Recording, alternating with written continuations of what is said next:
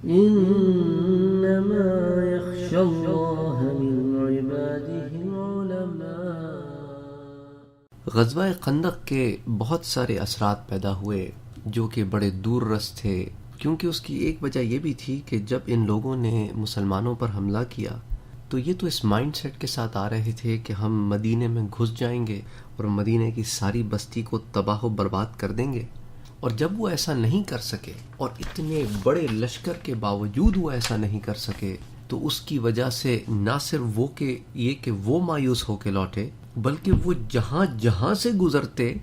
ایک کتنا طویل عرصہ ہے، کتنا طویل جو ہے وہ ڈسٹنس ہے، وہ سب کے اندر یہ بات پھیلتی گئی کہ 10,000 کا لشکر مسلمانوں کا کچھ نہیں بگاڑ سکا، تو یہ کتنے مضبوط اور طاقتور ہو گئے ہیں۔ تو ایک طریقے سے مسلمانوں کا ایک بڑا پازیٹیو امیج اور بڑا ہی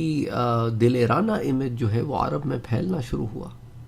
تو غزوہ خندق سے پہلے جب غزوہ احد ہوئی تھی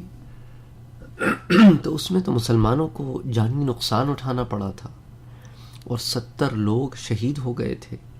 تو ایک ڈیفرنٹ امیج عرب میں ان لوگوں نے پھیلانا شروع کر دیا تھا کہ مسلمانوں کو تو ہم کرش کر دیں گے اور یہ کر دیں گے اور وہ کر دیں گے، اور مدینے میں جو غیر مسلمین ہیں سارا مال تو ان کے ہاتھ میں ہے، ان غریب غربا کے پاس کیا ہے، ان کے پاس تو بس زرعی زمینیں ہیں، کچھ باغات ہیں،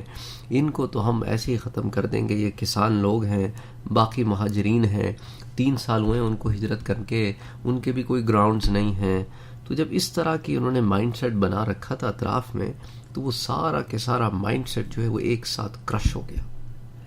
اچھا،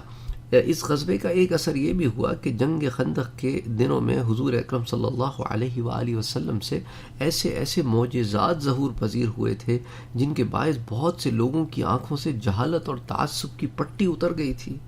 اور نور حق انہیں نظر آنے لگ گیا تھا۔ ان کے اسلام قبول کرنے کے راستے میں جو رکاوٹیں تھیں وہ سب دور ہو گئی تھیں اور وہ اسلام قبول کرنے لگے تھے۔ اس جنگ کا ایک اہم اثر یہ بھی ہوا کہ مشرکین اور کفار کے ظاہری اتحاد کا پول بھی کھل گیا۔ یہ لشکر اگرچہ بظاہر متحد تھے لیکن کفر و شرک کی وجہ سے ان کے دلوں میں ایک دوسرے کے بارے میں شکوک و شبہات تھے، کیونکہ سارے ایک دین پر تو نہیں تھے، اسی لیے وہ کسی ایک سپہ سالار پر متفق بھی نہیں ہو سکے، اور دنیا پر بھی یہ بات کھل گئی کہ یہ اپنے مذہب کے ساتھ کتنا مضبوط تعلق رکھتے ہیں، اور ذاتی منفعت کے لالچ میں آ کر اجتماعی مفاد کو قربان کر دینا ان کے لیے قطعاً کوئی مشکل بات نہ تھی۔ وعینہ ابن حزن اور حارث کو جب اس شرط پر مدینے کی کھجوریں پیداوار کا 1/3 حصہ دینے کی تجویز پیش کی گئی تو وہ تو فوراً مان گیا،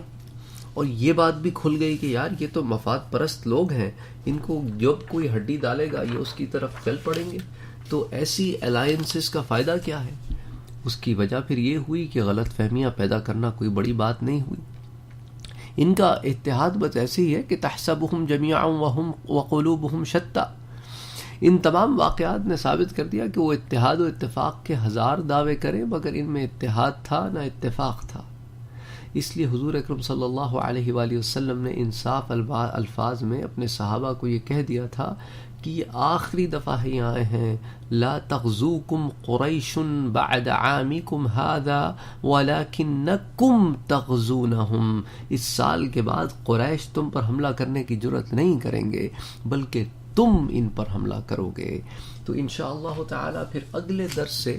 ہم غزوہ بنی قریظہ کو ڈسکس کریں گے کہ حضور اکرم صلی اللہ علیہ وآلہ وسلم کو بیچ جنگ میں دغا دینے والے یہ بنی قریظہ،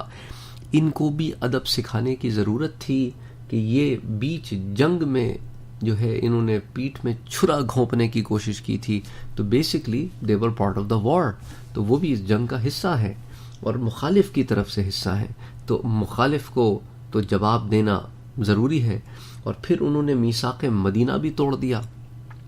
تو کئی جرائم کے مرتکب ہوئے، اور اسی طرح یہ غزوہ بنو قریظہ پیش آئی۔ آپ کو یہ بات میں پہلے بھی بتا چکا ہوں کہ جتنے غزوات ہوئے ہیں، جتنے سرایا ہوئے ہیں، ان میں سے کسی ایک کو بھی انیشیٹ حضور اکرم صلی اللہ علیہ وآلہ وسلم نے نہیں کیا، بلکہ دوسروں نے اس کو انیشیٹ کیا، آپ نے اس کا جواب دیا۔ اللہم صلی علی سیدنا محمد صلی اللہ علیہ وسلم۔